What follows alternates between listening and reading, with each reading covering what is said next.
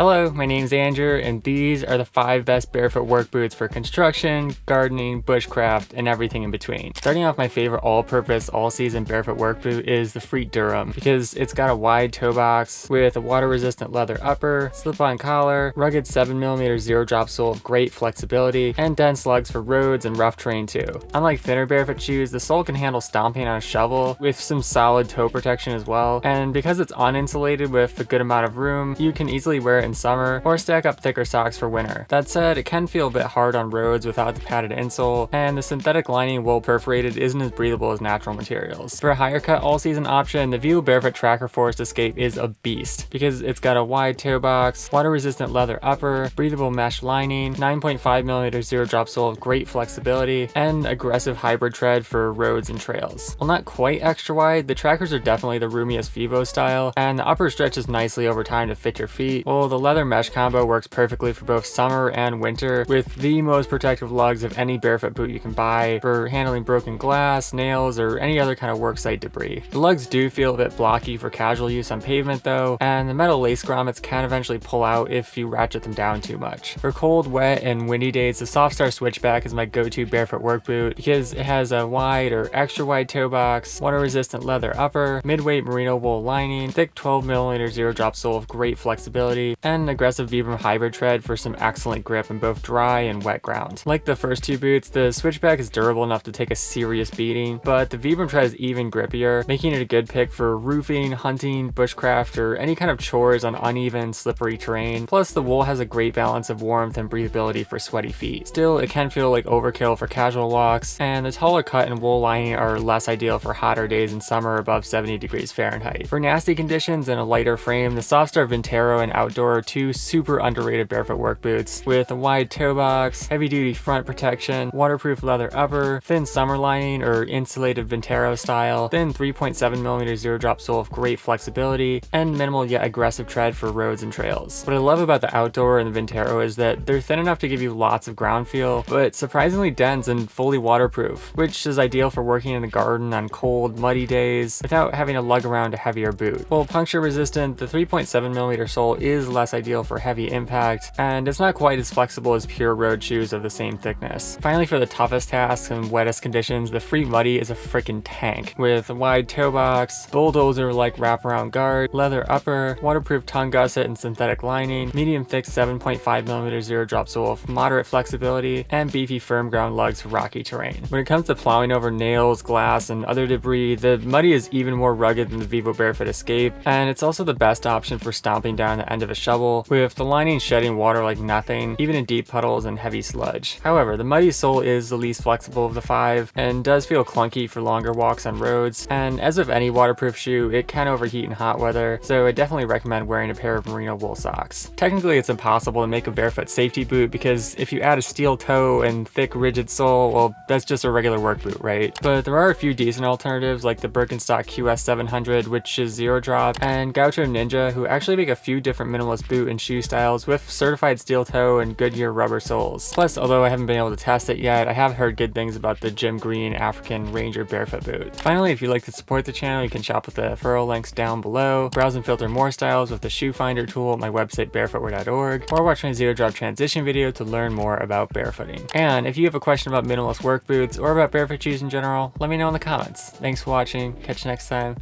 peace!